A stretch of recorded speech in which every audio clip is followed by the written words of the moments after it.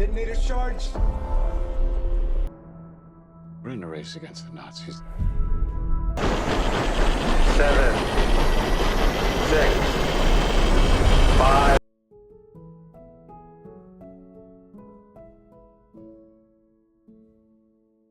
The movie begins with Robert Oppenheimer envisioning the immense force of an atomic explosion, a vision that foreshadows the monumental consequences of his work. He is attending a tense security hearing in 1954, where a government committee must determine whether he is guilty of compromising classified information. Oppenheimer insists that his actions should be understood not in isolation, but as part of the larger context of his entire life's work and moral journey. The story flashes back to 1924. A young and ambitious Oppenheimer is studying physics at Cambridge. During a lab session, he clumsily spills reagents, frustrating his instructor. When ordered to repeat the experiment, Oppenheimer objects, saying he needs to attend a lecture by the renowned physicist Niels Bohr. The teacher refuses, prompting Oppenheimer, in a troubled and impulsive moment, to poison an apple on the teacher's desk with potassium cyanide. He then sneaks off to Bohr's lecture. However, guilt quickly overwhelms him, and the next day, he returns in a panic to retrieve the poisoned apple. There, he encounters Bohr himself and manages to stop him just in time. Bohr, struck by Oppenheimer's intellect and remorse, advises him to seek an institution better suited to his abilities. Following Bohr's advice, Oppenheimer transfers to the University of Göttingen in Germany, where he fully immerses himself in the emerging field of quantum physics and begins developing his dissertation. The film then jumps ahead to 1959, during a Senate hearing aimed at confirming Lewis Strauss as Secretary of Commerce. Strauss, driven by personal animosity, expresses a deeply negative opinion of Oppenheimer and accuses him of being sympathetic to communists. Their strained relationship traces back to 1947, when Strauss, then leading the U.S. Atomic Energy Commission, offered Oppenheimer a position at Princeton. Oppenheimer declined the offer. Later, when he spotted Einstein by a lake, he approached him for a private conversation. Strauss, feeling slighted, observed Einstein walking away afterward without acknowledging his presence, a moment that fueled his resentment. Returning to Göttingen, Oppenheimer attends a lecture by Werner Heisenberg, who commends his work and invites him to collaborate. Oppenheimer politely declines, expressing his intention to return to the United States. Once back, he begins teaching at the University of California, Berkeley. Initially, he draws only one student, but as word spreads of his brilliance, his lectures become increasingly popular. Meanwhile, his political affiliations and left-leaning views attract the attention of the FBI, which begins secretly compiling a file on him. At a local Communist Party meeting, Oppenheimer meets Håkan Chevalier and Jean Tatlock. He starts an intense romantic relationship with Jean, but her emotional instability begins to strain their connection. These personal difficulties are soon overshadowed by troubling news. German scientists have managed to split the uranium atom. Oppenheimer understands that this breakthrough could enable a nuclear chain reaction, capable of unleashing a devastating bomb. Shortly after, Germany invades Poland, marking the onset of World War II. At another political gathering, Oppenheimer meets Katherine Puning. They fall in love, and Katherine eventually divorces her husband to marry him. Despite their marriage, Oppenheimer continues his affair with Jean. During his security hearing, he confesses that the Communist Party's initial neutral stance during the war caused him to question his loyalty to them, even though his wife Katherine remained an active member. While teaching at Berkeley, Oppenheimer is approached by General Leslie Groves, who invites him to lead the top-secret Manhattan Project, the U.S. military's effort to develop an atomic bomb. Groves fears that Nazi Germany is already ahead in nuclear research. Oppenheimer agrees, arguing that Jewish scientists who fled Hitler's regime should be recruited to aid in the project. Though initially doubtful, Groves eventually becomes convinced of Oppenheimer's leadership. To accommodate the scientists, a secret town is constructed in Los Alamos, New Mexico. Oppenheimer and Groves travel widely across the United States, recruiting the most brilliant minds for the project.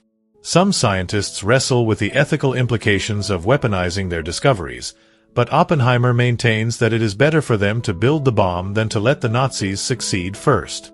During the project's early phases, a critical error in their calculations raises fears of a chain reaction that could ignite the entire atmosphere. Oppenheimer consults Einstein, who refuses to recalculate the math, saying that the responsibility now lies with Robert. Einstein only advises him that if the risk remains, he must at least warn the Nazis to avoid a world-ending catastrophe.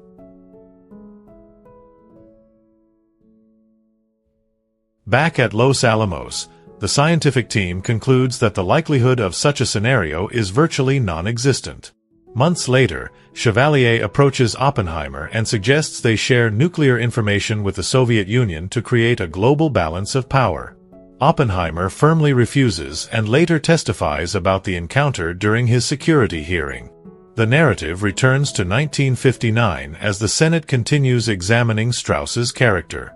A prominent scientist is summoned to testify, and Strauss grows visibly nervous about the potential consequences.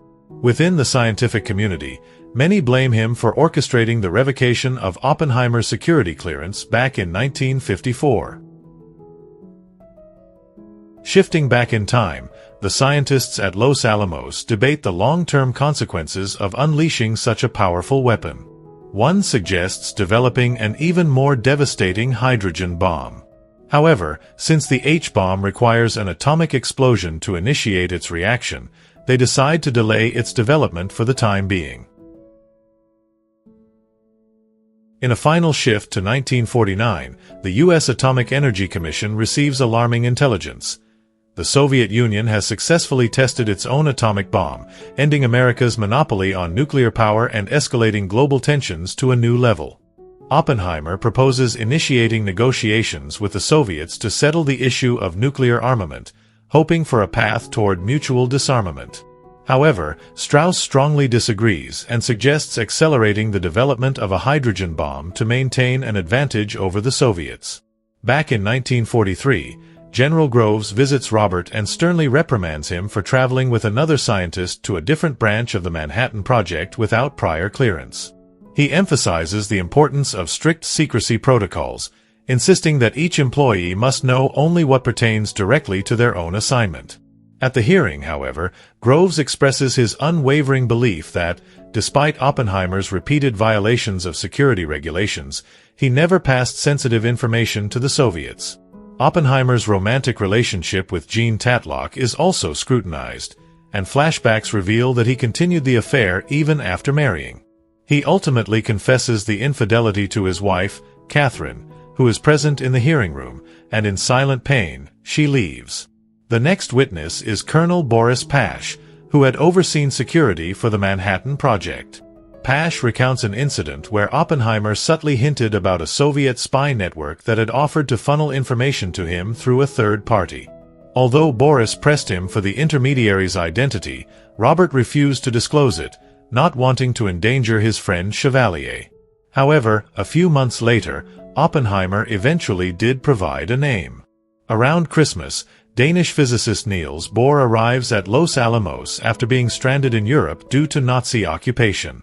He offers the team insight and cautions Oppenheimer about the grave danger of equipping humanity with a weapon that could lead to its own destruction. Meanwhile, Robert receives devastating news. Jean Tatlock has taken her own life by overdosing on pills and drowning herself in a bathtub. This shatters him emotionally, and he retreats to the woods, where Katherine finds him and urges him to regain control of himself. Tensions rise among the scientists. Some begin to question the purpose of their work, while others continue working on the hydrogen bomb without fulfilling their original duties. The narrative then shifts to 1949, as the Atomic Energy Commission debates the feasibility of developing a hydrogen bomb. Once again, Oppenheimer advocates for the creation of an international body to regulate nuclear weapons, rather than escalating the arms race. He argues that building a more powerful bomb would only provoke the Soviets to do the same. At that same meeting, Oppenheimer encounters William Borden. Later, Borden writes a report to the FBI accusing Oppenheimer of deliberately sabotaging the hydrogen bomb project. He bases his claims on Robert's personal file, which had been secretly handed to him by military officials intent on discrediting him. The story rewinds again to 1945. With news of Hitler's death and Germany's impending surrender, a debate emerges among the scientists. Should the atomic bomb be used only in a test or dropped on civilian targets? Oppenheimer addresses the group, arguing that using the bomb against Japan would hasten the end of the war and prevent a far bloodier invasion by sea. The team prepares for the first test of the atomic bomb, code-named Trinity. On the eve of the test, Robert visits the bomb itself, reflecting on the unimaginable power they are about to unleash. The detonation is scheduled for the early morning hours of July 16th. That night, Oppenheimer and Groves wait in anxious silence inside a bunker, fearing the worst, that the explosion could possibly ignite the atmosphere and destroy the entire world. As dawn approaches, the team dons sunglasses and welding goggles to safely witness the blast. The final countdown ticks away, raising the tension to its peak. Then, a blinding flash illuminates the desert sky, turning night into day. Oppenheimer recites in his mind, "Now I am become death, the destroyer of worlds." The test is a success, and a wave of celebration follows. Soon, 2 more bombs are assembled and delivered to the military. However, Oppenheimer begins to be haunted by intense moral dilemmas. When President Truman announces on the radio the bombings of Hiroshima and Nagasaki, the public celebrates the coming end of the war. Yet Robert is overwhelmed with guilt over the immense loss of innocent life. He delivers a passionate speech to his colleagues, but internally, he is haunted by visions of burning flesh and atomic fire consuming everyone. Now seen as a scientific hero, Oppenheimer appears on the cover of Time magazine and is invited to the White House. Truman initially congratulates him, but when Robert admits he feels he has blood on his hands, the president dismisses him, calling him a crybaby and handing him a handkerchief before sending him away. In the years following the war, Oppenheimer dedicates himself to preventing the unchecked growth of America's nuclear arsenal. His stance puts him at odds with Strauss, who uses his political connections to target Robert and his inner circle. It becomes evident that Strauss orchestrated the closed hearing and leaked Oppenheimer's confidential file to Borden in an effort to tarnish his reputation. During the hearing, Robert is asked when his attitude toward nuclear weapons began to shift. He answers that it changed the moment he realized the United States would use any weapon it had, without hesitation. Although the Commission ultimately acknowledges that Oppenheimer remained loyal to the United States, they revoke his security clearance and strip him of political influence. The timeline moves forward to 1959. David Hill, a former technician, testifies against Strauss on behalf of the scientific community. Hill asserts that Strauss's actions against Oppenheimer were motivated not by national security concerns, but by personal vendettas, such as a past humiliation when Robert dismissed Strauss's ideas as less valuable than a sandwich. As a result, Strauss is denied a ministerial position, notably by a young Senator John F. Kennedy. The film returns one final time to 1947, revisiting the pivotal lakeside conversation between Oppenheimer and Einstein. Albert tells Robert that when the nation has punished him enough, they will invite him back and offer him a medal, but the gesture will not be for him, rather for themselves. As Einstein walks away, Robert calls after him, asking if he remembers the day he feared that their experiment might set off a chain reaction that would destroy the world. And with that, the story reaches its poignant end. The moral message of Oppenheimer is that the pursuit of scientific greatness must always be tempered by ethical responsibility, as unchecked ambition can lead to consequences far beyond the intentions of the individual. It reminds us that power and knowledge, when divorced from conscience, can become instruments of irreversible destruction. If you like this video, don't forget to like, comment and subscribe, and see you in the next video.